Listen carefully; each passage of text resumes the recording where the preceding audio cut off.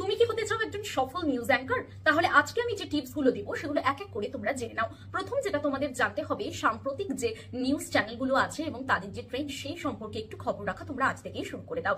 দ্বিতীয় যে বিষয়টা তোমাদের জানতে হবে সেটা হলো কমিউনিকেশন স্কিল। তোমাদের কিন্তু কথা বলতে জানতে হবে, কথা এমন করে বলতে হবে যে সামনের মানুষটাকে বা মানুষটার যেন তোমার সঙ্গে কথা বলতে ইচ্ছে করবে। তাহলে কমিউনিকেশন স্কিলের দিকে অবশ্যই তোমরা নজর দাও। এছাড়া অ্যাঙ্কারের যেটা সব থেকে গুরুত্বপূর্ণ বিষয় হচ্ছে লুকস, পার্সোনালিটি। তো লুকসের দিকেও যেরকম তোমরা, লুকস মানে দেখতে সুন্দর সেটা আমি বলছি না, লুকস মানে হচ্ছে ওভারঅল একটা পার্সোনালিটির কথা বলছি, যেটা অ্যাঙ্কারের ক্ষেত্রে কিন্তু ভীষণ গুরুত্বপূর্ণ। কিভাবে দাঁড়াবে, কিভাবে ক্যামেরার সামনে কথা বলবে, সেই স্বতঃস্ফূর্ততা।